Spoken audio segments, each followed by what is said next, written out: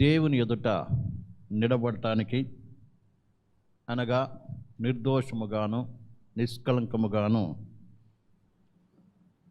నిలబడడానికి సిద్ధపడుతున్న మనము ప్రతి విషయంలో కూడా దేవుని వాక్య ప్రకారము, దేవుని యొక్క సంకల్ప ప్రకారము పరిశుద్ధ గ్రంథములో ఏ అయితే దేవుడు మనకు చూపిస్తున్నాడో, నేర్పిస్తున్నాడో ఆ సత్యానికి మనం లోబడి నడుచుకోవాల్సిన వారం ఉన్నాం.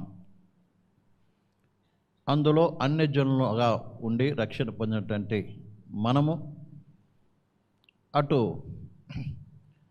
అన్య ఆచారాలు కావచ్చు, ఈ దినము క్రైస్తవ సమాజంలో ఉన్నటువంటి యొక్క ఆచారంలో కావచ్చు, అవిటి నుంచి మనము వేరై దైవ వాక్యానుసారంగా ప్రేమలారా జీవించవలసిన వారమై ఉన్నాము. అప్పుడే దేవుని ఎదుట మనం ఏం చేయగలం? నిర్దోషులుగా ఎంచబడగలం.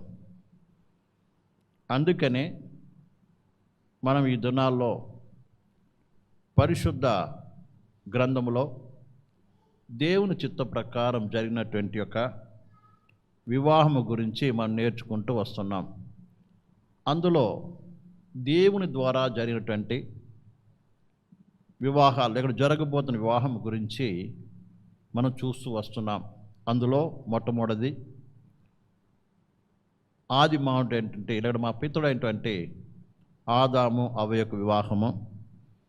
ఆ తర్వాత విశ్వాసులకు తండ్రి అయినటువంటి అబ్రహాము ఏ రీతిగా తన కుమార్ని వివాహం జరిగించాడో, అలాగే రాబోతున్న కాలంలో పెళ్లి కుమార్తెకు సాదృశ్యం ఉన్నటువంటి వివాహము, అంటే సాదృశ్యం ఉన్నటువంటి సంఘము ఏ రీతిగా పెళ్లి కుమార్తె యేసుక్రీస్తును చేరబోతుందో, ఆ మధ్యాకాశంలో జరుగుతున్నటువంటి వివాహాల గురించి మనము నేర్చుకుంటూ వస్తున్నాం. మనం అక్షరార్థమే కాకుండా ఆత్మీయ విషయాలు కూడా మనం నేర్చుకుంటున్నాం. అందుకని మనం ఏదైతే ఆత్మ సంబంధమైన విషయాలు గ్రహిస్తామో దాన్ని మనం భౌతికంగా కూడా చూపించవలసిన బాధ్యత ఉంది. అన్నమాట అర్థమవుతుందండి. ఏదైతే ఆత్మానుసారంగా మనము నేర్చుకుంటున్నామో దాన్ని వాక్యానుసారంగా ఏం చేయాలి? చూపించవలసిన వారమన్నా. ఇదే ప్రియమైన బిడ్డలారా దేవుడు మనకిచ్చిన ఆజ్ఞ. అందుకే అన్నాడు, మీరు పైనుండి శక్తి పొందే వరకు యెరూషలేములో కనిపెట్టి ఉండడి, అప్పుడు మీరు యూదయ సమరయ అంతా కూడా, సమరయ భూలోకం అంతటా కూడా ఏమవుతారు? సాక్షులై ఉంటాడు. సాక్ష్యం చెప్తారు అనలేదు, సాక్షులై ఉంటారు అన్నాడు. అంటే ఎవరికి వారు వ్యక్తిగతంగా ఏం కావాలి? నీ జీవితం ద్వారా ఏం కావాలి? యేసు ప్రభుని చూపించాలి. నీ జీవితంలో నువ్వు చేస్తున్న ప్రతి కార్యము ద్వారా కూడా నువ్వేం చేయాలి? ప్రభువును చూపించాలి. నిన్న చేసుకున్నాం, ఏం చేసినా ప్రభు మహిమ కొరకు చెయ్యాలి అని. ప్రభు మహిమ చేయడం అంటే ప్రభు ప్రత్యక్షపరచబడి ప్రభువుకు మహిమ రావాలి, మనం కాదండి. అర్థమవుతుందా? అందుకే అపోస్తలుడైన పౌలు ఒక చక్కటి మాట అంటున్నాడు, జీవిస్తున్నది నేను కాదు, నా యందు క్రీస్తే జీవిస్తున్నాడు అన్నాడు. అంటే అర్థమైనది, నా ద్వారా క్రీస్తు కనబడుతుంది, నేను కనబడట్లేదు. ఒకప్పుడు ఆ దినాల్లో ఉన్న పౌలుని కాదు, నేను సౌలుని కాదు. ఇప్పుడు వాళ్ళు ఎవరు కనబడుతున్నారు? క్రీస్తు కనబడుతున్నాడు. అలాగనే ప్రతి విషయం మనం చేస్తున్నది కానీ ప్రేమలారా క్రీస్తు కనబడేట్టుగా చేయాలి, క్రీస్తు నామం మహిమపరచబడేట్టు చేయాలి. అది నువ్వేమైనా చేయి, కానీ క్రీస్తు ప్రత్యక్షపడి దాని ద్వారా దేవుని నామం ఏం కావాలి? మహిమపరచబడాలి. అందులో ముఖ్యమైన విషయం ఈ వివాహ విషయం. ప్రేమలారా ఆల్రెడీ నేను చెప్పుకున్న రీతిగా వివాహం వచ్చేటప్పటికి ప్రేమ చాలామంది చాలా విషయాల్లో లౌకికంగా వెళ్ళిపోతూ ఉంటారు. మాటలు కావచ్చు, పద్ధతులు కావచ్చు, ఆశలు కావచ్చు, కోరికలు కావచ్చు, ఇవన్నీ కూడా అప్పుడు బయటపడుతూ ఉంటుంది. ఎందుకంటే జీవితంలో ఒకేసారిగా జరిగేది, ఇది కూడా లేకపోతే ఎట్లాగా, అందరికీ సంతోషం కలిగించకపోతే ఎట్లాగా, అందరూ మమ్మల్ని మెచ్చుకోకపోతే ఎలాగా, అందరి ముందు మేమేం చేయాలి? మా యొక్క మా యొక్క గొప్పతనాన్ని చూపించుకోవాలి, మా యొక్క స్టేటస్ను చూపించుకోవాలి అని ప్రియులారా చేస్తూ ఉంటారు. ఇది అన్ని జనులు చేయొచ్చు, కానీ దేవుని ప్రజలుగా చేయకూడదు.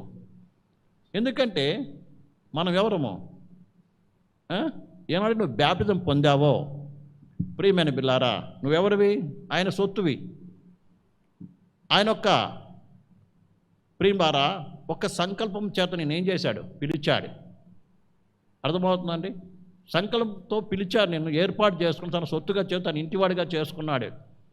నువ్వు ఒక శరీరంలో ఒక అవయవానివి, క్రీస్తు సంఘంలో ఒక అవయవానివి. ఆ సంగతి మర్చిపోకూడదు.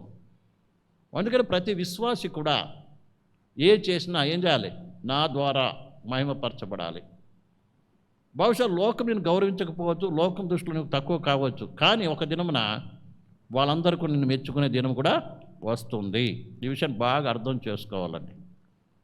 దేవుని చిత్త ప్రకారం చేసినప్పుడు నిత్యంగా దైవ ప్రసన్నత అక్కడ ఉంటుంది. ఆ ప్రసన్నత వచ్చే ప్రతి ఒక్కరు కూడా ఏం చేస్తారు? రుచి చూచి నిత్యముగా నిన్ను మహిమపరుస్తారు, ఆశీర్వదించి వెళ్తారండి. అది మాత్రము ఏమాత్రము ఏంది నిధి కాదు. అర్థం? ఎందుకంటే దేవుని ప్రసన్నత మన మధ్య ఉండాలంటే, అర్థమైందండి? ఎవరు ఉండాలి? దేవుని చిత్త ప్రకారం చేయాలి. ఉదాహరణకి ప్రత్యక్ష గుడారము మోషే దేవుని మాట ప్రకారం కట్టాడంట. నిర్గమకాండం 4వ అధ్యాయం చూస్తే మోషే దేవుడు మాట చొప్పున చేశాను, దేవుడు మాట చొప్పున చేశాడని రాయబడి ఉంటుంది. అన్ని A to Z ప్రతి ఇది కూడా. చివరికి ఆ ప్రత్యక్ష గుడారంలోని చిన్న మేకు, చిన్న రంధ్రము కూడా దేవుడు చెప్పినట్టు దేవుడి కొలతల ప్రకారమే చేశాడండి. సొంత ఆలోచన ప్రకారం తెలియక కాదు. అర్థమైందండి? మోషే ఎంతో ఆ దినాలు ఉన్నతమైన విద్యను అభ్యసించినటువంటి వాడు, మాటలందును కార్యమందును ఆరితేరినటువంటి వ్యక్తి. ఆయన రాజు, యువరాజు కావాల్సిన వ్యక్తి. రాజ్యం, పరో రాజ్యాన్ని ఏళ్టకు అన్ని రకాల అర్హత పొందినటువంటి వ్యక్తి ఆయన. అయినప్పటికీ కూడా అవన్నీ పక్కన పెట్టేసి ఏం చేశాడు? ప్రియులారా ఏం చేశాడు? ఆయన దేవుని చిత్తం కట్టినప్పుడు దేవుని ప్రసన్నత ఉంది. మీరు పరిశుద్ధ గ్రంథం చదివినప్పుడు దేవుని వాక్య ప్రకారం చేసిన వారు ఎవ్వరు కూడా ఏం కాలేదు? ఏం కాలేదండి? నిధి కాలేదు, తక్కువ కాలేదు, అవమానపరచబడలేదు, సిగ్గుపరచబడలేదు, దరిద్రులు కాలేదు. వారి కుటుంబాలు ఏమయ్యాయి? ఆశింపబడింది. ఈ విషయాన్ని ప్రతి ఒక్కరు మనసులో పెట్టుకొని ఈ వాక్యాన్ని కూడా మనం బాగా అర్థం చేసుకోవాలి. ఇప్పుడు మన వివాహం కాడికి వద్దాం. నిన్న దినం ఎక్కడి దాకా వచ్చాం? మనం అందరం కూడా ఎంగేజ్మెంట్ దాకా వచ్చాం. ఎంగేజ్మెంట్ అయిపోయిందా? అయిపోయింది కాలేదా? ఎంగేజ్మెంట్కి ఎవరికి ఇచ్చారు? చెప్పాలి. పెళ్లి కుమారుడు పెళ్లి కూతురికి ఇచ్చాడు. పెళ్లి కుమార్తె కుటుంబస్తులు ఏం చేశారు? విందు చేశారు. మరి ఏమేమి ఇచ్చాడో వాడి ఆత్మీయ అర్థం కూడా పెళ్లి కుమార్తె అనగా మనము ఎవరు రక్షింపడ్డారో వాళ్ళందరూ కూడా యేసుతో ఏమైంది? ప్రదానము చేయబడింది. ఆ ప్రదానము ద్వారా ఏ రీతిగా ప్రదానం చేసుకోవడానికి యేసుప్రభు ఏ రీతిగా ప్రదానం చేసుకున్నాడంటే ఎలియాజరు అంటే పరిశుద్ధాత్మ ద్వారా మనకేమి ఇవ్వబడింది? రక్షణ ఇవ్వబడింది, విశ్వాసం ఇవ్వబడింది, విమోచన ఇవ్వబడింది, అలాగే అనేక రకాల వస్త్రాలు మనకి ఇవ్వబడింది. అవన్నీ కూడా ధరించుకొని ఇప్పుడు ఏం చేయాలి? పెళ్లి కుమార్తె ఏం చేయాలి? ఇప్పుడు బయలుదేరాలి. ఎక్కడికి చెప్పండి? ఎక్కడికి బయలుదేరాలి? ఇప్పుడు ఆదికాండంలోకి వద్దాం. దేవుడు చూడండి, 2వ అధ్యాయము 22వ వచనం చదవండి.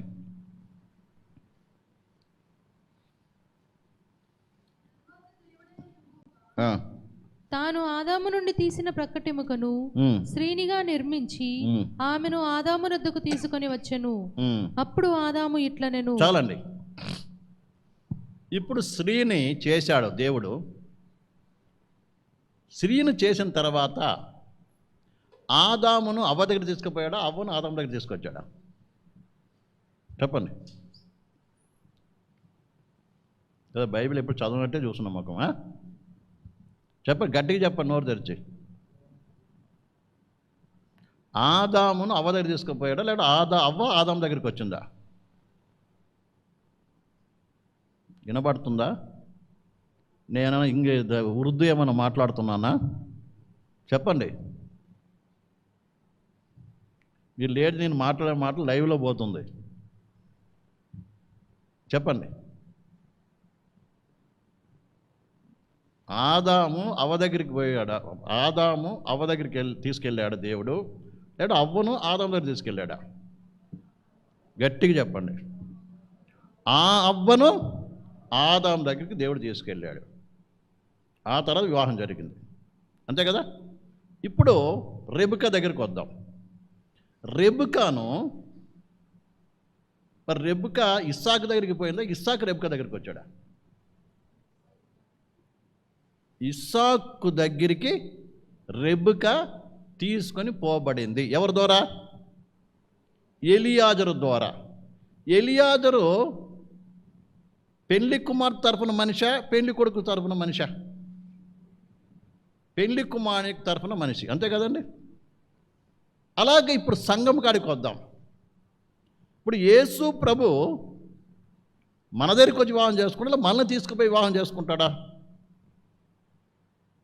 అర్థమవుతుందండి? యేసు ప్రభు మన దగ్గరికి వచ్చి ఇక్కడ పెళ్ళి ఇక్కడ జరుగుతుందా? క్రీస్తు వివాహం, పెళ్ళి, గొర్రెపిల్ల వివాహం అనేటువంటిది ఇక్కడ జరుగుతుందా? అంటే భూమి మీద జరుగుతుందా? లేదా మనల్ని తీసుకొని పోయి మధ్యాకాశం చేసుకుంటాడా? చెప్పడం తెలిసిన గట్టిగా చెప్ప, టైం వేస్ట్ చేయకండి. పరిశుద్ధాత్మ ద్వారా మన దగ్గర ఏం చేస్తున్నాడు? ఇప్పుడు మన సిద్ధపాటు చేస్తున్నాడు. ఏం చేస్తున్నాడు? మనల్ని పరిశుద్ధాత్మ ఏం చేస్తున్నాడు? మనల్ని మధ్యాకాశంలోకి తీసుకుపోతాడు. అక్కడ వివాహం జరుగుతుంది. అర్థమైందండి? అలాగనే భౌతికంగా జరగబోయే వివాహం ఎలా జరగాలి మరి?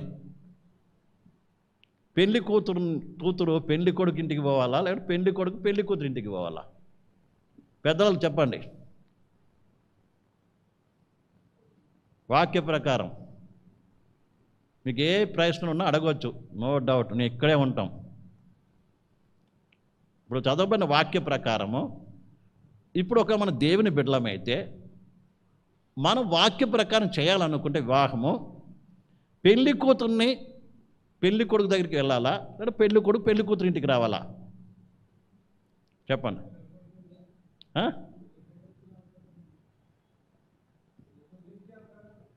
ఆంధ్ర సిస్టమ్ బాగుంది, మన తెలంగాణ సిస్టమ్ కాదు, లేదా తమిళ సిస్టమ్ అంతకన్నా కాదు. ఆంధ్ర సిస్టమ్ చాలా బాగుంటుంది. అర్థమవుతుందండి? ఆంధ్రాలో మొత్తం ఏదవుతుంది, పెళ్లి కొడుకు ఇంట్లోనే జరుగుతుంది వివాహం. నిజంగా నన్ను అడిగితే అన్యులు కూడా, నేను క్రైస్తవులు కూడా అంటే అన్యులు కూడా ఏం చేస్తారు? ఇంటికి వచ్చి అమ్మాయిని తీసుకొని, పెళ్లి కొడుకు వాళ్ళు ఏం చేస్తారు? అమ్మాయిని తీసుకొని ఇంటికి, ఇక వాళ్ళు చేసుకుంటారు పెళ్ళి. ఎవరు? పెళ్లి కొడుకు. తెలుసా మీకు? అర్థమైందండి? మరి వాక్యం తెలియజేస్తున్నారు ఎవరు, మరి వాళ్ళు తెలుసుకో మనకేం తెలియదు. సరే, విషయం తర్వాత కదా. ఇప్పుడు మనం చెప్తాం మన సంగతి. అమ్మో, ఎట్లా మేము ఎట్లా భరిస్తామండి? ఇక్కడ ఇది చిన్న విషయం కాదు, ఇది చెప్పేస్తాం ఈజీగా. దేంతో కొన్ని విషయం ఇది, దేంతో ముడిపడి ఉంది? చెప్పండి పెద్దలు, చెప్పండి.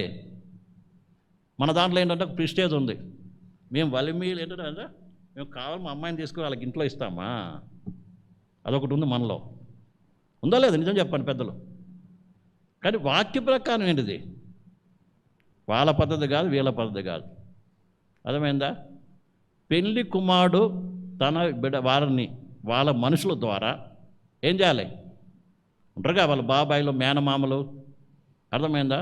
ఇప్పుడు ఇంకో విషయం కూడా చెప్పాలి. క్రైస్తవ వివాహం కాబట్టి మేము మేనమామను కేర్ చేయము, అన్నం కేర్ చేయము, తమ్ముళ్ళని కేర్ చేయము. ఇది అనడం నంబర్ 1 పాపం. వాళ్ళు అన్యులైనా సరే. అర్థమవుతుందండి? ఆల్రెడీ నేను చెప్పాను, వివాహం అనేది ఏంటిది? ఇద్దరికి సంబంధించింది కాదు, 2 కుటుంబాలకు సంబంధించినది. అర్థమైందండి? అర్థమైంది. ఇప్పుడు ఎక్కడి దాకా వచ్చిందంటే, ఈ దినాల్లో జరిగే వివాహం ఎట్లా వచ్చేసిందంటే, తల్లిదండ్రులు కూడా సంబంధం లేదండి. ఇద్దరు చూసుకుంటారు, చేసుకుంటారు. తర్వాత ఏ గొడవ వచ్చినా అడిగే దిక్కుండదు. 4 నెలల తర్వాత వాళ్ళ ఇటు ఏమిటు ఆమె అటు. విషయం బాగా అర్థం చేసుకోవాలి. అర్థమవుతుందండి? కాబట్టి ఇక్కడ బాగా అర్థం చేసుకోవాలి. పెళ్లి కుమారుడు ఏం చేస్తున్నాడు? పెళ్లి కుమారుడి నుంచి ఇక్కడ ఏమొస్తుంది? ఎలియాజరు వచ్చాడు పెళ్లి కుమార్ తీసుకొని పోవడానికి. ఇది బైబిల్ పద్ధతి, ఇది వాక్య పద్ధతి, ఇది పరలోకానికి రాబోయే కాలంలో జరగబోయే ప్రవచన రీతిగా జరగబోయే వివాహానికి సాధులు మనం చేస్తున్నాం. ఇప్పుడు మనం చూపించే వివాహం ఈ యొక్క లోకంలో రాబోతున్న చూడండి, ఉదాహరణకి ఇజ్రాయిల్కు 7 పండుగలు ఇచ్చాడు. విన్నారండి?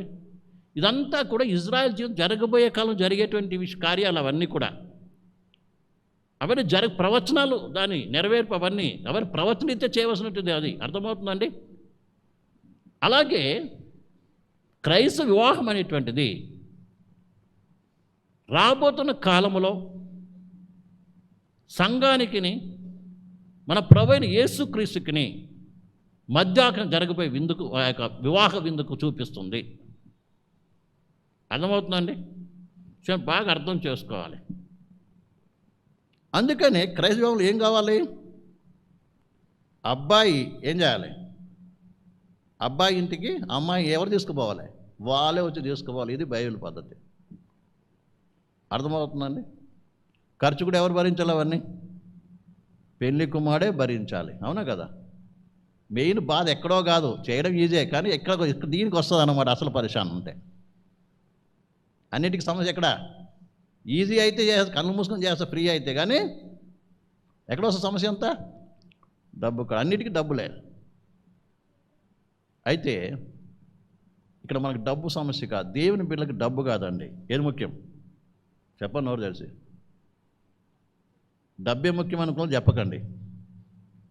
వాక్యమే ముఖ్యము, దైవ చిత్తం ముఖ్యము అన్నటువంటి వారు చెప్పండి జవాబు. అర్థమైందండి? ఏంటి? దైవ వాక్యాన్ని అనుసరించడమే గొప్పది. ఇది వాక్యంలో చెప్తున్నాను, తర్వాత మీ ఇష్టం. ఇది వాక్యం ఉన్న విషయం. ప్రియమైన పిల్లారా, పెళ్లి కుమారుడు ఏం చేస్తున్నాడు? కానీ పెళ్లి కుమారుడు తండ్రి కావచ్చు కదా, అబ్రాహాముకి అది పంపించాది ఎలియాజర్ని ఇసుకని పోయినట్టుగానే అన్నాడు. ఆదాము దగ్గరికి అవ్వను దేవుడు తీసుకొచ్చినట్టుగాను. అర్థమవుతుందండి? ఇప్పుడు మనకు కూడా సంఘాన్ని దేవుడు ఏం చేస్తున్నాడు? తన పరిశుద్ధాత్మ ద్వారా ఏం చేస్తున్నాడు? ఎక్కడ తీసుకుపోతున్నాడు? ఎలియాజరు రెబ్కాను తీసుకుపోయిన రీతిగా మనం ఎక్కడ తీసుకుపోతాడు? మధ్య ఆకాశం తీసుకుపోతాడు. ఇస్సాకు పెళ్లి కూడా జరిగింది అబ్రాహాం ఇంట్లో కూడా కాదు. ఆ సమయానికి ఇస్సాకు ఎక్కడున్నాడు? సపరేట్ ఒక స్థలంలో ఉన్నట్టుగా చూస్తున్నాం. అంతే కదండి? చదవండి 24వ అధ్యాయంలో, ఆదికాండం 24లో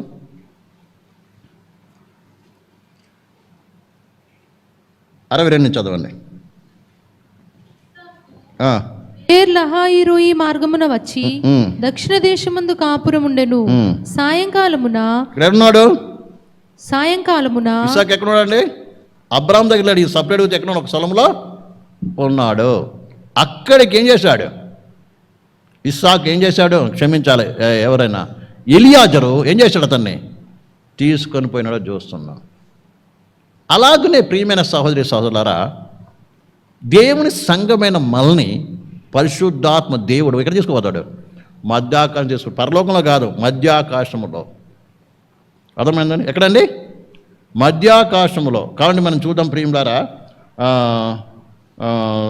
తెస్సలోనికీయులకు రాసిన పత్రిక 4:17 చదవండి.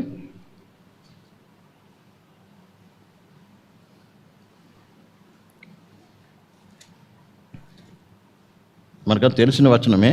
మొదటి తెస్సలోనికీయులకు రాసిన పత్రిక 4వ అధ్యాయము. ఆ మీదట సజీవులమై నిలిచియుండు మనము వారితో కూడా ఏకముగా ప్రభువుని ఎదుర్కొనుటకు ఆకాశ మండలమునకు మేఘముల మీద కొనిపోబడుదుము. ఆకాశ మండలం మీద మేఘముల మీద కొనిపోబడుదుము. కాగా మనము సదాకాలము ప్రభువుతో కూడా ఉందుము, ఆయనతో కూడా ఉందుము. ఎక్కడ కొనిపోతాం? ఆకాశ మండలమునకు కొనిపోదుము. ఆకాశ మండలం కొనిపోదుము. పరలోకాన్ని కాదు. ఎక్కడ కొనిపోయేది? మధ్యాకాశానికి. 45 కీర్తన 45:14 చదవండి.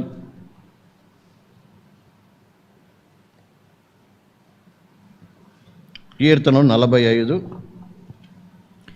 విచిత్రమైన పనిగల వస్త్రములను ధరించుకొని ఆ. రాజునొద్దకు ఆమె తీసుకొని రాబడుచున్నది. ఆమెను వెంబడించు ఆమె చెలికత్తెలైన కన్యకలు నీ యొద్దకు తీసుకొని రాబడుచున్నారు. చాలా ఎక్కడ తీసుకుని రాబడుతున్నారట? రాజు దగ్గరికి ఏమవుతున్నారు? తీసుకొని రాబడుతున్నారు అని ఇక్కడ వాక్యం మనము చూస్తున్నాం ప్రియమైన బిల్లారా. తర్వాత ఇక్కడ చదువుదాం ప్రియమైన బిల్లారా. ప్రకటన గ్రంథము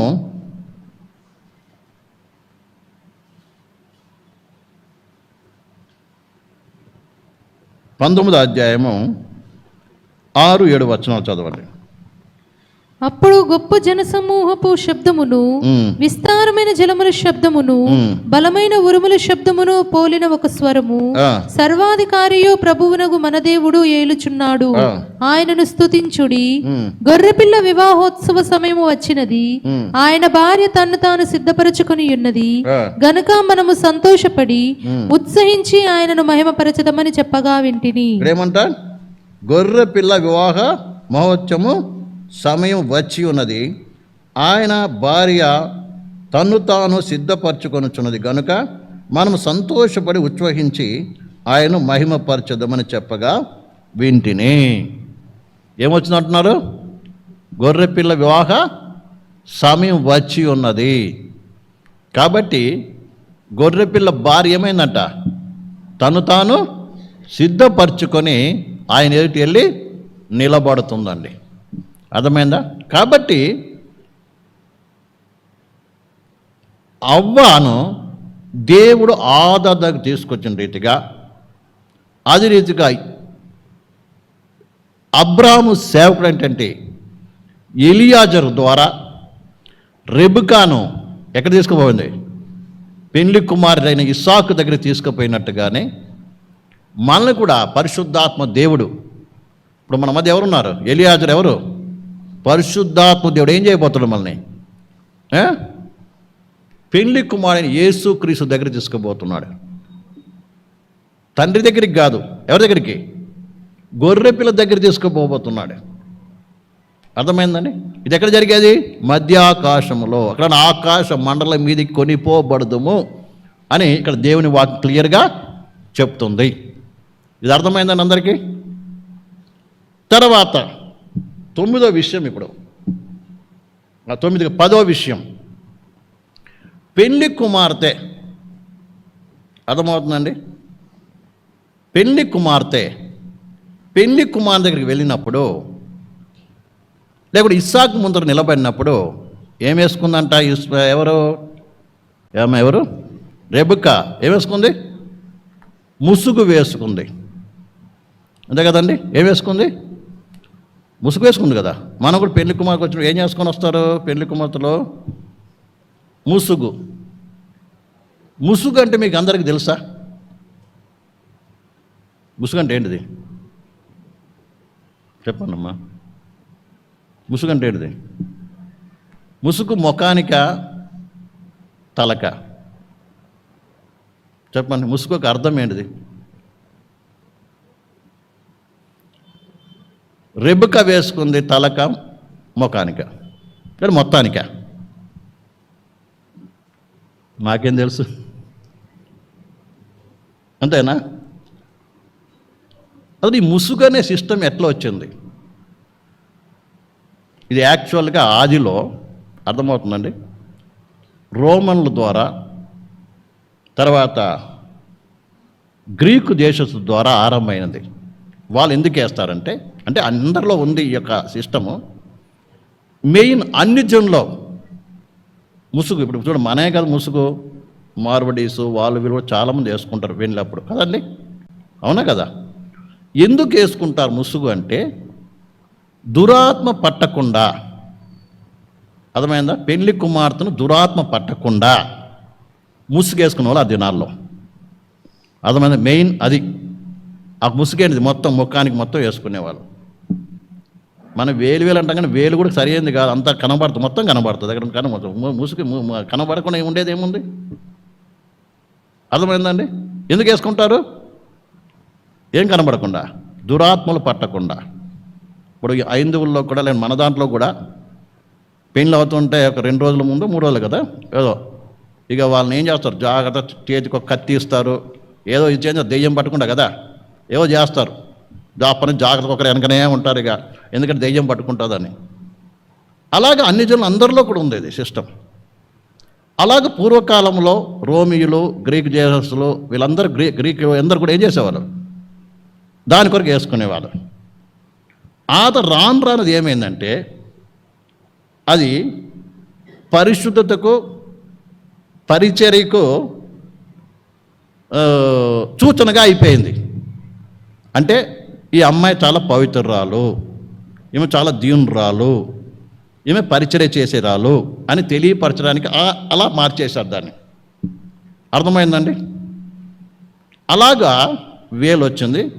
బైబిల్లో కూడా ఆ ముసుగు అనేటువంటి ఉంది. అయితే ఇప్పుడు మనం పరిశుద్ధ గ్రంథం దగ్గరికి వద్దాం. ఇప్పుడు అర్థమైందండి? పరిశుద్ధం వచ్చినప్పుడు 2 రకాల ముసుగులు ఉన్నాయి. అర్థమవుతుందండి? ఎన్ని రకాల ముసుగులు ఉన్నాయి? 2 రకాల ముసుగులు ఉన్నాయి. ఒకటి తల నుంచి ముఖానికి వేసుకునే ముసుగు, అర్థమవుతుందండి? రెండోది కేవలం తలకు మాత్రం వేసుకునే ముసుగు. అన్నమాట, అర్థమవుతుందా? దాన్ని ఇంగ్లీష్లో వేల్ అంటారు. వేల్ అంటే అసలు అర్థం ఏంటిదంట, తెర అని అర్థం. వేల్ అంటే అర్థం ఏంటిది చెప్పండి? అర్థమా? తెర అని అర్థం. పాత నిబంధన ప్రకారము అర్థమైందండి, పరిశుద్ధ స్థలానికి అతి పరిశుద్ధ స్థలానికి ఉండే దాన్ని ఏమంటారు? వేలు అంటారు. తెర, అడ్డు తెర కదా, అదొకటి. రెండోది మోషే కొండ మీద దిగినప్పుడు, రెండోసారి కొండ మీద దిగినప్పుడు ఆయన ముఖం ఏమైంది? మహిమ ప్రకాశించింది. అప్పుడు ఆ మహిమను ఎవరు చూడలేకపోతున్నారు. ఏం చేశాడు మోషే? తన ముఖానికి ముసుగు వేసుకున్నాడండి. అర్థమైందా? దానినే అపోజిట్ పౌలు ఈ రీతిగా చెప్తున్నాడు. చూడండి, పరిశుద్ధ గ్రంథం తెరిచి, ప్రియమైన బిల్లారా తెరిచి కొరింథీయులకు రాసినటువంటి 2వ పత్రిక 3వ అధ్యాయం 18వ వచనం.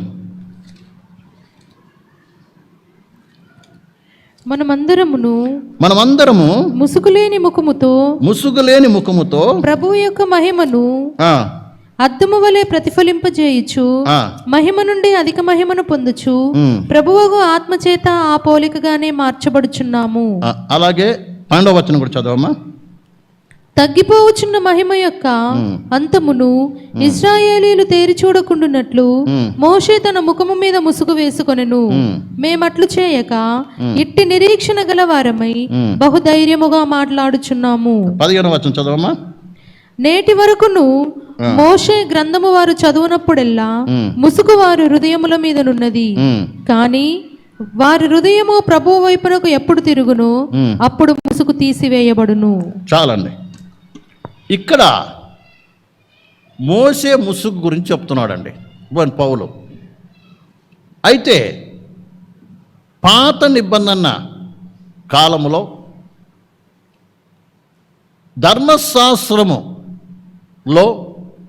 క్రీస్తు గురించి చెప్పబడినటువంటి విషయాలు మరుగు చేయబడింది. ఎవరికి? పాత నిబంధన పరిశుద్ధులకి, ఇజ్రాయేళ్ళకి. ఇప్పటికీ కూడా ఆయన లిటరల్గా అక్షరార్థము ముసుగు వేసుకున్నప్పటికీ ఎవరైతే ధర్మశాస్త్రం నమ్ముతూ ధర్మశాస్త్రాన్ని మాత్రం పాటిస్తున్నారో వారు చదువుతున్నప్పుడల్లా కూడా ధర్మశాస్త్రముని క్రీస్తును అంటే క్రీస్తు ఏ రీతిగా నెరవేర్చాడో ధర్మశాస్త్రం అన్న విషయాన్ని గ్రహించుకున్నట్లు ఆ ముసుగు ఎవరి మీద అయిందా? వాళ్ళ హృదయంలో ఉందంట. అయితే ఎప్పుడైతే ఆ వ్యక్తులు ఎవరైతే యేసుని నమ్మకం ఉన్నారో వారందరి మీదకి ఏమైనా ముసుగుంది, కానీ ఆ వ్యక్తులు ఎప్పుడైతే ప్రభువైన యేసుకు విశ్వాసం ఉంచుతారో అప్పుడు ఆ ముసుగు అనేది తీసివేయబడింది. అర్థమైందండి? తీసివేయబడింది. అలాగే అన్ని జనులు మనకు కూడా యేసు ప్రభువుతో విశ్వసించేంత కాలము కూడా మన మీద కూడా ఏముంది? ముసుగు ఉంది. అర్థమవుతుందండి? ఎప్పుడైతే ప్రభుని యేసుని విశ్వాసం ఉంచావో అది నువ్వు ఏం చేయబడింది? ముసుగు తీయబడింది. ఎక్కడ ఏ ముసుగు తీయబడింది చెప్పండి? ఏ ముసుగు తీయబడింది? ముఖానికి ఉన్న ముసుగు తీయబడింది. అర్థమవుతుంది? కింద చదవండి 18. మనమందరమును ముసుగు లేని ముఖముతో ప్రభు యొక్క మహిమను అద్దము వలె ప్రతిఫలింపచేయుచు మహిమ నుండి అధిక మహిమను పొందుతూ ప్రభువుకు ఆత్మ చేత ఆ పోలికగానే మార్చబడుచున్నాము. అర్థమైందండి? ఇప్పుడు ప్రభువును మనం ఎలా చూడబోతున్నాం? ముసుగుతోనా, ముసుగు లేకుండా? చెప్పండి, గట్టిగా చెప్పండి అమ్మా. ఏ ముసుగు లేకుండా? ముఖానికి ముసుగు లేకుండా. అర్థమైందండి? మనం వచ్చి రెబ్బకాయ వేసుకుంది కదండి ముసుగు, మరి మనం వేసుకున్న తప్పే ఏంటి? రెబ్బకాయ ఎప్పటిదామె పాత నిబంధన సంబంధమైనది. అర్థమైందండి? అర్థమవుతుందా? ఇంకొకటి కూడా అర్థం ఉంది. ముసుగు అనేటువంటిది వేరే అర్థం కూడా తర్వాతకి వస్తుంది దానికి. అయితే ప్రియమైన బిడ్డలారా, ఎప్పుడైతే నువ్వు ప్రభువైన యేసుక్రీస్తు విశ్వాసం ఉంచావో ఆ దినమున నీ యొక్క ముఖం మీద ఉన్న ముసుగు తీయబడింది. ఇప్పుడు ఆల్రెడీ చూసాం. వివాహం ఏం చూపిస్తుంది? పెండ్లి కూతురు పెండ్లి కుమారుని ముందు నిలబడబోతుంది. చూడండి, కావాలంటే మీరు ఇందాక చదువుకున్నాం కదా, ఏది కీర్తన గ్రంథం 45వ అధ్యాయంలో చదవబడిన మాట చదవండి ఒకసారి మళ్ళీ.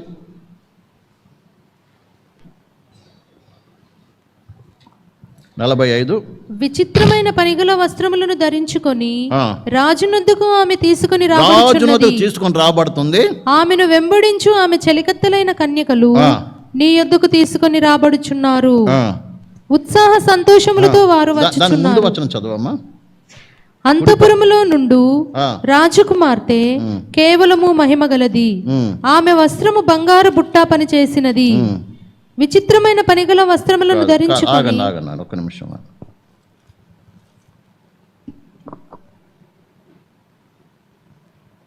9వ వచనం. నీ దయనొందిన స్త్రీలలో రాజుల కుమార్తెలున్నారు. రాణి ఓఫీరు అపరంజితో అలంకరించుకొని నీ కుడి పార్శ్వమున నిలుచుచున్నది. దేని గురించి చెప్పబడుతుంది? పెండ్లి కుమార్తె రాజు అయిన ప్రభువైన యేసుక్రీస్తు ముందు ఏం కాబోతుంది? నిలబడబోతుంది. నిలబడినప్పుడు మరి ముసుగుతో నిలబడుతున్నట్టు ఉందా, ముసుగు లేకుండా నిలబడుతున్నదా? రాయబడలేదు ఇక్కడ. ఎందుకంటే పెండ్లి కుమార్తె ముసుగు ఏనాడు నువ్వు ప్రభుని యేసుని విశ్వసించావో ఆ దినమే ముసుగు అనేది ఏమైంది? తీసివేయబడిందండి. ఇప్పుడు మనం ఏం చేయబోతున్నాం? ముసుగు లేని ముఖముతో ప్రభువును చూడబోతున్నాం. మరి అర్థమవుతుంది. కాబట్టి 13వ అధ్యాయం 12వ వచనం చదవండి. 1 కొరింథీ 13:12. 13:12 కూడా చదవండి.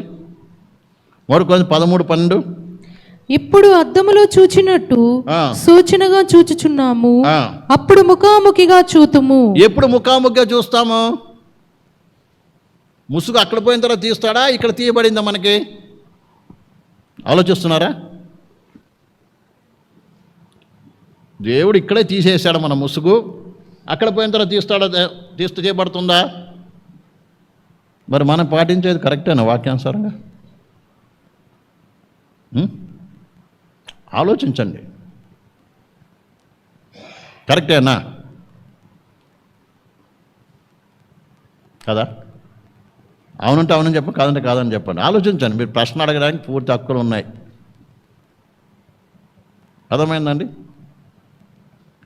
బాగా మనం అర్థం చేసుకోవాలి. ఇప్పుడు మనం వాడి ముసుగు కూడా ఇది బైబిల్లో వచ్చిన ముసుగు కాదు అనుకుంటున్నారేమో. ఇది ఎక్కడ బయట దేశం సంబంధించినటువంటిది. అది కూడా ఎన్నో మార్పులు వచ్చాయి. నేను చరిత్ర కూడా చదివిన ఏ కాలంలో, అంటే 90 శతాబ్దంలో ఏముంది, ఆ 10 సంవత్సరం తర్వాత ఎలా ఉంది ఆ ముసుగు, తర్వాత 10 సంవత్సరం తర్వాత ఎలా ఉంది, అలా డీజన్ మరి ఇప్పుడు ఇక్కడ కాడికి వచ్చింది. అది లోకానికి తగినట్టుగా డీజన్ కూడా ఏమైపోతుంది, అది మారిపోతుంది. అర్థమవుతుందండి? కాబట్టి విషయానికి వద్దాం ప్రియమైన బిడ్డలారా. వాక్య ప్రకారం మనము ముసుగుతో ప్రభువు నిలబడతామా, ముసుగు లేకుండా ప్రభువు నిలబడతామా? అర్థమవుతుంది అందరికీ? పెద్దలు బాగా వినండి, అందరూ ఆలోచించండి. ఎందుకంటే రాను మన వాక్యం నేర్చుకొని సరి చేసుకోవాలి మనం. వింటున్నారండి? కానీ ఇంకో వాక్యం కూడా చదువుదాం. మొదటి యోహాను రాసిన పత్రిక 3:2. మొదటి యోహాను రాసిన పత్రిక 3:2. ప్రియులారా, ఇప్పుడు మనము దేవుని పిల్లలమై ఉన్నాము. ఇప్పుడు మనం దేవుని పిల్లమై ఉన్నాము. మనమిక మనం ఏమవుదుమో అది ఇంకా ప్రత్యక్షపరచబడలేదు కానీ ఆయన ప్రత్యక్షమైనప్పుడు ఆయనను ఉన్నట్టుగానే ఆయనను చూతుము గనుక ఆయనను పోలి ఉందమని ఎరుగుదుము. ఆయన ఉన్నట్టుగానే ఆయనను చూతుము గనుక ఆయనను చూతుము గనుక ఆయన ఎలా ఉన్నాడో అలాగే చూస్తామంట. ముసుకుంటే చూస్తాం అలాగనే. చెప్పండి, ముసుకుంటే కనబడతారండి? ఆయన ఉన్నట్టుగానే ఆయన చూతుము గనక ఆయనను పోలి ఉందుమని చెప్పాను. ఆయన పోలి ఉందుము ప్రియమైన బిడ్డలారా. కాబట్టి పెళ్లి కుమారుని ముందు సంఘం నిలబడేటప్పుడు పెళ్లి కుమారుడైనటువంటి ప్రభువైన యేసుక్రీస్తు ముందు నిలబడినప్పుడు పెళ్లి కుమార్తె ముసుగు లేని ముఖముతో నిలబడుతుంది. ఆరి చూసినప్పుడు మన భౌతికంగా మన యొక్క వివాహం జరిగిస్తున్నప్పుడు, భౌతికంగా ఇక్కడ మన పిల్లల వివాహం జరిగిస్తున్నప్పుడు మరి ముసుగుతో నిలబడ్డం, తర్వాత తీయడం, ఇవన్నీ కూడా ఎంత మటుకు సరి అయిందో ఎవరికో ఆలోచించి మీరే చెప్పాలి నిర్ణయం. నేనుగా చెప్పేది అర్థమవుతుందండి? చెప్పండి. సరే, అది కొంచెం లైట్గా అందంగా కనబడవచ్చు, స్పెషల్ కనబడవచ్చు. కానీ స్పెషల్ ఎవరు కనబడాలి? నువ్వు చెప్పండి. దేవునికి కనబడాలి, దైవం కనబడాలి, కానీ మనుషులకు కాదు, లోకానికి కాదు. అంతే కదా? ఇక్కడ ఈ విషయాన్ని ప్రతి ఒక్కరు అర్థం చేసుకోవాలండి. కాబట్టి ప్రస్తుతానికి ప్రియమైన బిళ్ళారా, సంఘముకున్న ముఖానికున్న ముసుగు ఏమైంది? తీసివేయబడింది. ఎప్పుడు తీసివేయబడింది? ఎప్పుడైతే ప్రభువైన యేసుక్రీస్తునందు విశ్వాసం ఉంచామో ఆనాడే నీ ముసుగు ఏమైపోయింది? తీసివేయబడింది. అర్థమవుతుందండి? తీసివేయడం కాబట్టి దేవుడు ప్రభువైన యేసుక్రీస్తును మనం ఏం చేస్తున్నాం? అర్థం చేసుకోగలుగుతున్నాం, ఆయన విశ్వసించగలుగుతున్నాం, విశ్వాసముల వాక్యం నేర్చుకుంటున్న కొద్ది ఎదగగలుగుతున్నాం, ఆ ప్రకారం జీవించగలుగుతున్నాం. లేకపోతే విశ్వసించకపోతే మన యొక్క హృదయం మీద ఏముండేది? ముసుగు ఉండేటువంటిది. మోషే ఏ రీతికి ధర్మశాస్త్రము గ్రహించకుండా యూదులైనటువంటి వారికి పాత నిబంధన పరిశుద్ధులు ఏ రీతికి మూయబడి ఉందో ఆ రీతిగానే మనం కూడా యేసునందు విశ్వాసం ఉంచకుండా ఉండేటువంటి వారము. కానీ ఏనాడు విశ్వసించావో ఆ దినం ఏమైంది? ముసుగు తీసివేయబడింది. ఇప్పుడు ఎవ్వరికి ముసుగు లేదు, ప్రత్యేకంగా ముఖానికి ముసుగు పని లేదు. అది ఏ సమయం అయినప్పటికీ కూడా. అమ్మడు అర్థమవుతుందా మీకు? అర్థమైందా కాలేదా? చెప్పాలా మళ్ళీ? అవునా కదా? ఉండాలా వద్దా? ఇప్పుడు పెళ్లి కుమార్తెకు వచ్చినా ముఖాన్ని మూసుకొని తీసుకొద్దామా, లేకుండా తీసుకొద్దామా? ఆలోచించండి అందరూ కూడా. అర్థమైందండి? ఇది దేవుని వాక్యం చెప్పేది. ఇప్పుడు రెండో ముసుగు ఏంటండి? తలకు ముసుగు. ఇది వేసుకోవాలా వద్దా? చెప్పండి. ఎందుకు వేసుకోవాలి చెప్పండి. మనకి నిన్న కూడా క్వశ్చన్ వేశాను, ఎందుకు వేసుకోవాలి చెప్పండి నాకు. వద్దన్న వాళ్ళు చెప్తారు ఇక్కడ ఎందుకు వేసుకోకూడదు, కానీ ఎందుకు వేసుకోవాలి? ఇది అనేక మంది వేసుకోవట్లేదండి, చాలా వేసుకోవట్లేదు.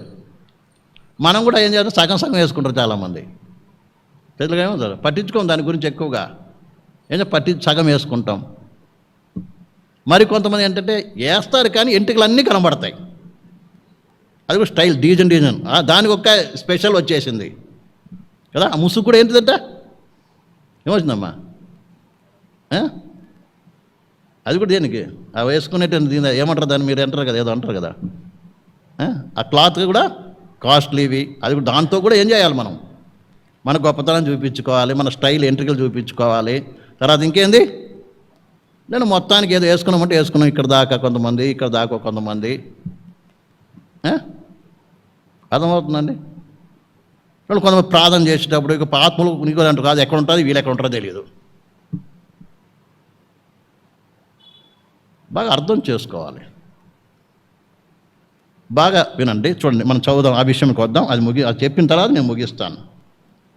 ప్రేమ ద్వారా మోటుకొని రాసిన పత్రిక 11వ అధ్యాయము 5వ వచనము. 11వ అధ్యాయము 5వ వచనము. ఏ స్త్రీ తల మీద ముసుగు వేసుకొనక ప్రార్థన చేయును లేక ప్రవచించును, ఆ స్త్రీ తన తలను అవమానపరచును. ఇక్కడ సింపుల్గా చెప్పాడు దేవుడు. పౌలు ఏం చేస్తున్నాడు చెప్తున్నాడు. ఏ స్త్రీ తలకు ముసుగు వేసుకోకుండా ప్రార్థిస్తుందో లేక ప్రవచిస్తుందో ఆ స్త్రీ తన తలను ఏం చేస్తుందంట, అవమానపరుస్తుందంట.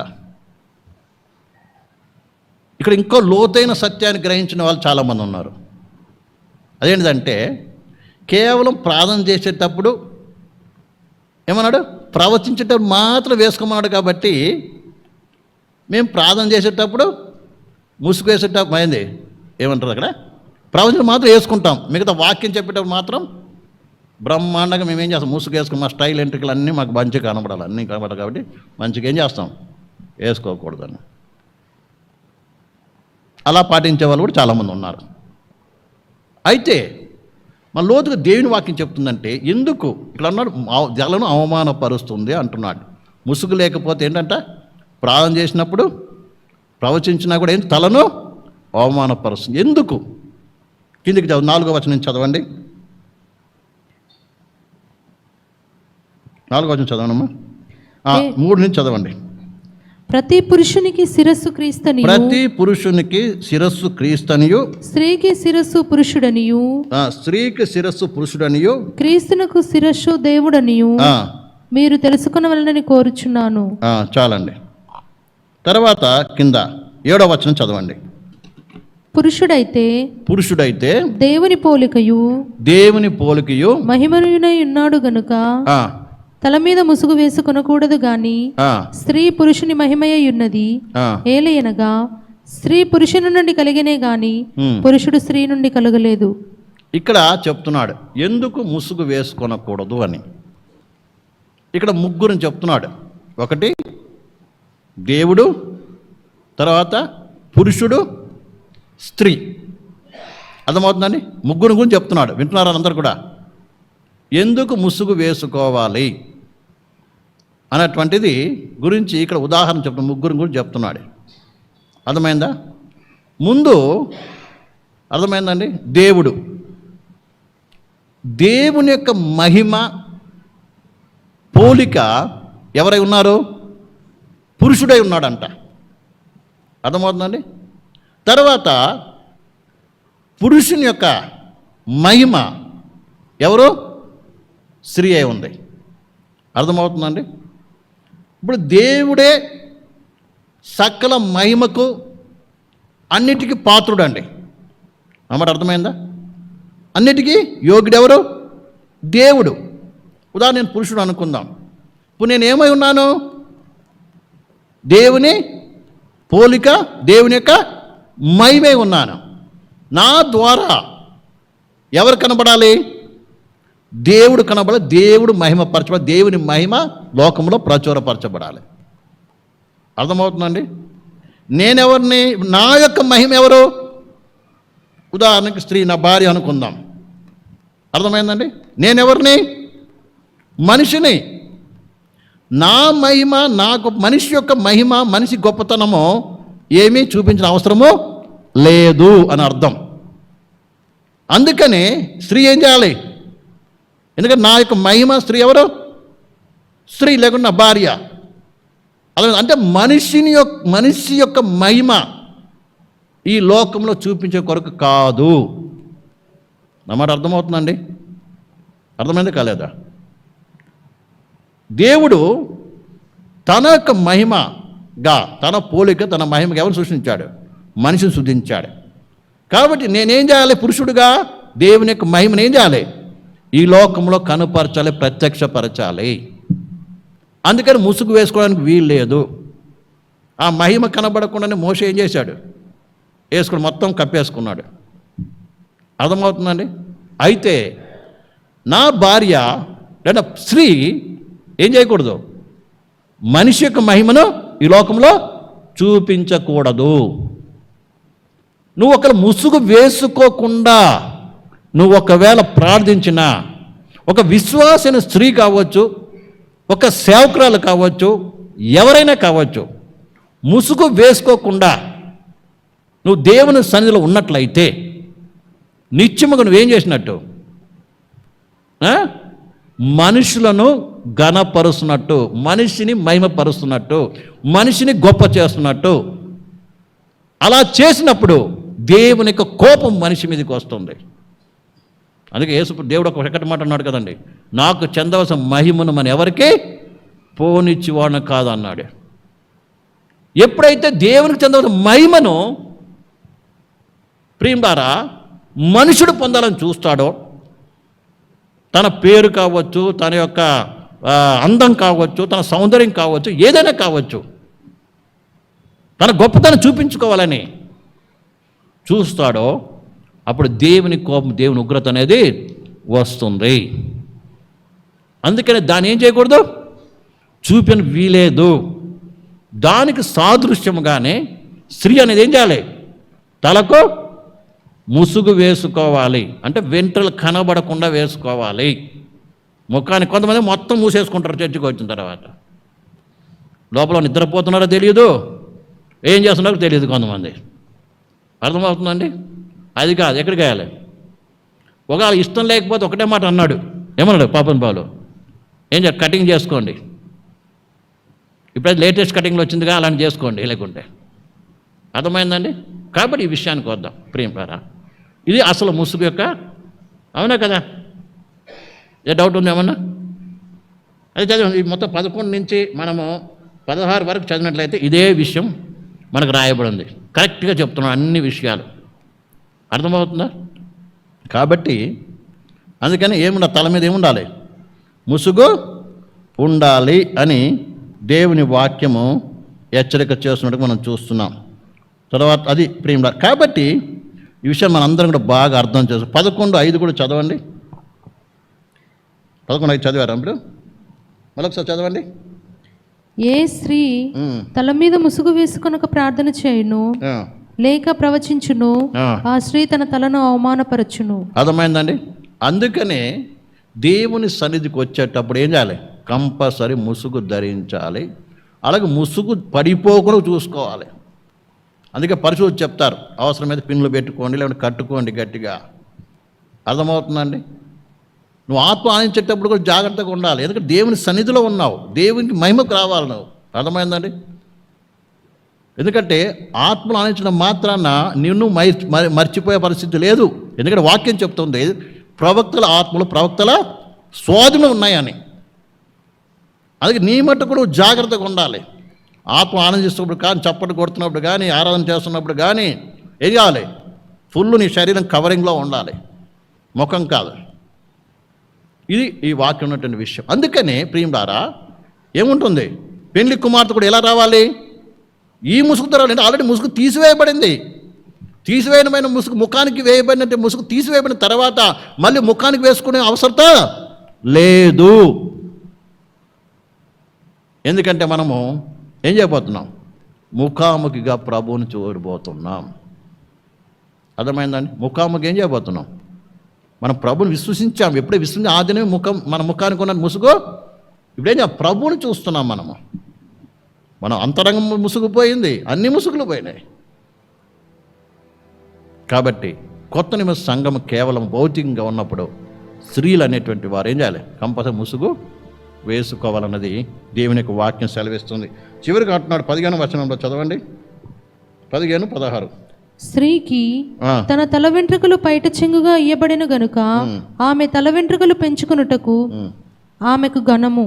స్త్రీకి అంట తల వెంట్రుకలు ఏంటంట? ఘనత అంట. అర్థమైంది? ఏంటంట? ఘనత అంటండి. కాబట్టి ఈ విషయాన్ని బాగా అర్థం చేసుకోవాలి. తర్వాత కిందికి చదవండి 16. ఎవడైనను కలహ ప్రియుడుగా కనబడిన ఎడల మాలోనైనను దేవుని సంఘములోనైనను ఇట్టి ఆచారము లేదని వాడు తెలుసుకున్నవలెను. ఇక్కడ ఈ ఉపదేశం ఏది నేను చేస్తున్నానో దాన్ని ఎవరైనా ఒప్పుకోకుండా గొడవకి వస్తే ఇక్కడ ఏమన్నాడు? కొంతమంది కావాలని ఏం చేస్తారు? ఏదో రకంగా ఏం చేస్తారు? చేస్తారు. అయితే ఒకటే చెప్తున్నాడు, ఈ ఆచారం ఎక్కర్లేదు. ఎక్కర్లేదంట చెప్పండి. దేవుని సంఘంలో మాలోనైనను దేవుని సంఘంలోనైనా అట్టి ఆచారము లేదని వాడు తెలుసుకోవాలి. ఏ ఆచారము? ముసుగు లేకుండా ఏం చేసేది? ప్రార్థించేది, ముసుగు లేకుండా ఆరాధించేది, ముసుగు లేకుండా ప్రశ్నించేది, ముసుగు లేకుండా వాక్యం చెప్పేది, ఇదంతా కూడా ఏంటిది? ఇది దేవుని విరోధమైన కార్యం. అందుకే స్త్రీలు ఏమనుకున్నాడు? ముసుగు వేసుకోవాలని దేవుని వాక్యం చెప్తుంది. పురుషుడు ఎందుకు వేసుకోకూడదంటే వారేం కాదు, వారు దేవుని మహిమయు పోలికే ఉన్నారు కాబట్టి దేవుని మహిమ ఏం కావాలి? ప్రత్యక్షపరచబడాలి. దీనికి సాదృశ్యంగానే దేవుడి సంఘంలో స్త్రీలకు ముసుగు అనేది ఇవ్వబడింది. కాబట్టి ప్రేమలారా, అందుకనే పెళ్లి కుమార్తెకు వచ్చినప్పుడు ముసుగు అనేది అవసరము, అంటే మన భాషలో వేలు అనేది అవసరము లేదు. దానికి తగిన ముసుగు చక్కగా వేసుకుంటే ఎంతో చక్కగా ఉంటుంది. అవసరం. పెళ్లి కుమార్తెకు ప్రత్యేకమైన వస్త్రం మంచిదే. అది తెల్లటి వస్త్రాలైనా సరే, బంగారు వర్ణంతో కూడిన వస్త్రాలైనా సరే, ఎందుకంటే బైబిల్లో రాయబడింది కాబట్టి. అర్థమవుతుందండి? ఇక మిగతాదన్నీ లేవండి. పెళ్లి కుమార్తె కాబట్టి పెళ్లి కుమార్తె కావచ్చు. కాబట్టి ఈ విషయాన్ని జ్ఞాపకం చెప్పుకొని ప్రియులారా, ఇద్దరు ఈ యొక్క వాక్యాన్ని దీంతో ముగిస్తున్నాను. ఎవరికైనా డౌట్స్ ఉంటే తర్వాత మీరు అడగొచ్చు. ప్రభువు మీకు తోడైనను గాక. దేవుని చిత్తమైతే మళ్ళీ దేవుడు మనకు టైం ఇచ్చినప్పుడు ఇదే దాన్ని కంటిన్యూ చేద్దాం. ఇంకా చాలా విషయాలు ఉన్నాయి మనం నేర్చుకోవాల్సింది. కానీ ప్రభు ఈ వాక్యాన్ని దీవించును గాక. అందరూ మోకరిద్దాం, కళ్ళు మూసుకుందాం. కళ్ళు మూసుకుందాం.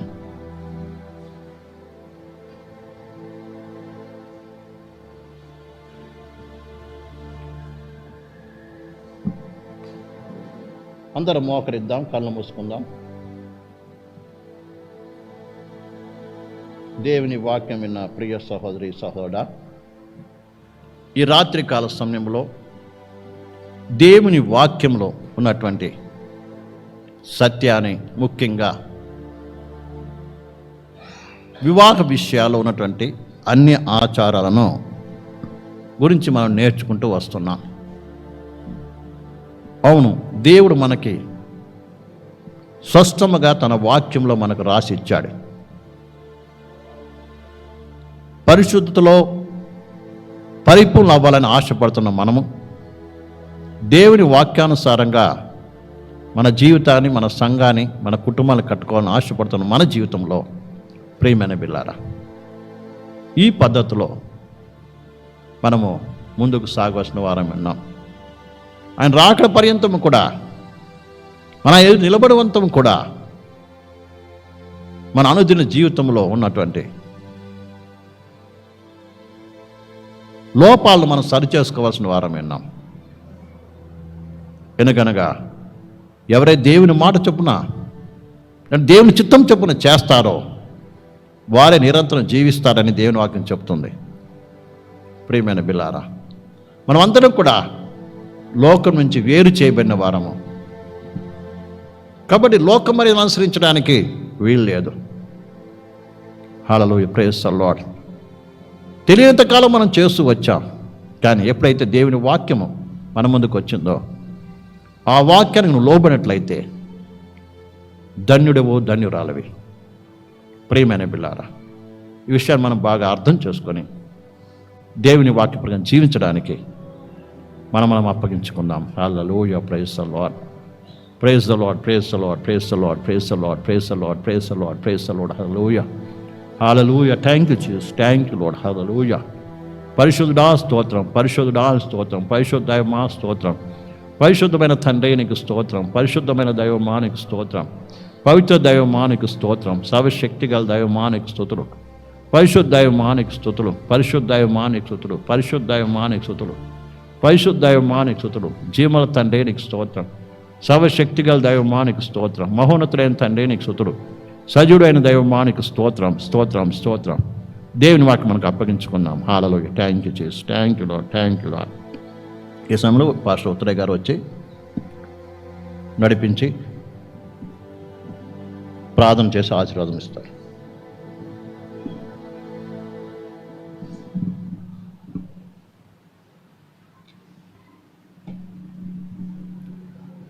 Praise the thank you master. అందరము కూడా ముందు కొనసాగటానికి సమర్పించుకుందాము. మన జీవితంలో రానున్న దినాల్లో ప్రభు రాకడ ఆలస్యమైతే కుమారుల యొక్క వివాహము, ఆ వివాహములో పరిశుద్ధమైనటువంటి యొక్క నియమములో వాక్యానుసారంగా అపోస్తుల ఉపదేశ ప్రకారంగా ప్రతిదీ చక్కగా చేయటానికి ఆరంభించబడిన ఈ ఉపదేశము సంపూర్ణముగా ఇంకా వినాలని, ఆ ప్రకారంగా మన కుమార్తెలను నడిపించి వివాహములో కూడా అన్యత్వం ఉండకుండా ఆత్మ సంబంధమైన యొక్క కార్యం ఉండునట్లు మనమందరము కూడా సమర్పించుకుందాం. ఓ థ్యాంక్ యూ ద ఫాదర్. ప్రభువా, అవును నాయన, పేరుకు మాత్రమే పరిశుద్ధ వివాహం అని జరుపుతూ లోకాన్ని, అన్యత్వపు యొక్క ఆచారాన్ని లోనికి తీసుకుని వచ్చి నడుస్తూ, ప్రభువా రానున్న నీ రాకడలో ముసుగు లేకుండా నీ ముఖమును చూచే యొక్క ఉపదేశం ఉండగా నాయన, లోకము యొక్క ఆచార ప్రకారముగా మేము ముసుగు వేసుకున్న వారముగా మరి సంఘములో వివాహములో మేము జరుపుచుండగా నాయన, అపోస్తుల ఉపదేశ ప్రకారము నాయన, మరి కొరింథీ రాసిన పత్రికలో ఉన్న ఆ వాక్య ప్రకారంగా ముసుగు లేని వారముగా నేను ఎదుర్కొన్నట్టుకు మరి మా జీవితంలో నిరీక్షణ కలిగిన మేము ఈ వివాహములో కూడా దాని ఛాయగా చూపించున్నట్లు ప్రభు ఒక్కొక్కరిలో ప్రభువా మీరు క్రియ జరిగించి ఉపదేశానికి విధేయత కలుగునట్లు మాలో క్రియ జరిగించమని అందరూ కూడా చేతులు పైకెత్తుదాం. ఓ థ్యాంక్ యూ ఫాదర్.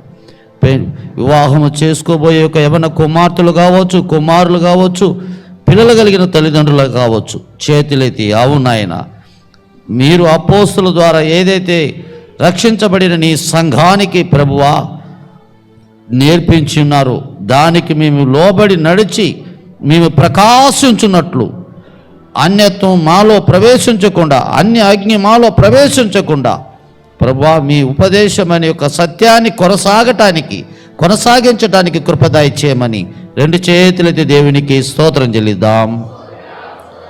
స్తోత్రం, స్తోత్రం, స్తోత్రం, స్తోత్రం, స్తోత్రం, స్తోత్రం, స్తోత్రం, స్తోత్రం. ప్రార్థన చేసుకుందాం. ప్రేమ కలిగిన తండ్రి, నీ రాకడ సమీపమిస్తుంది. మధ్యాకాశంలో నేను ఎదుర్కొనే సమయము ఆసన్నమైనది కనుక కొరతలు కలిగిన వాటిని బాగు చేసుకొని ప్రభువా మేము సంపూర్ణము కావటానికి, నీ ఎదుట అనిందులుగా నిలబడటానికి, అన్ని కార్యాల్లో కూడా పరిశుద్ధతకు అనుకూలముగా ఉండునట్లు ఈ వివాహ విషయంలో కూడా మీరు నేర్పించిన విషయాలను బట్టి మీకు స్తోత్రాలు. నీ జనులైన వారు దానికి విధేయతను చూపించి వివాహము ద్వారా ప్రభువా నీకు మహిమ కలుగునట్లు జనులు ఇష్టపడుదురుగాక ప్రభు. ఆ విధముగా నాయన లోకం కొరకు కాక నీకు విధేయత చూపించి జరిపించినట్లు నీ జనులను సాక్షిగా ఉంచి నడిపించమని నాయనా, మరి నీ జనులైన వారి యొక్క పిల్లలు కూడా దానికి విధేయత చూపునట్లు క్రియ జరిగించమని యేసు క్రీస్తు నామములో అడిగి వేడుకుంటున్నాము పరమ తండ్రి, ఆమేన్. ఆశీర్వాదం తీసుకుందాం. మన పరమ తండ్రి దేవాది దేవుని యొక్క ప్రేమయు, మన ప్రభువును రక్షకుడైన యేసుక్రీస్తు వారి దివ్యమైన కృపయు, పరిశుద్ధాత్మ యొక్క అన్యోన్య సావస మనకును లోకములో ఉన్న పరిశుద్ధులకును ప్రభు రాకడ వరకు తోడే ఉండి నడిపించునుగాక. ఆమేన్.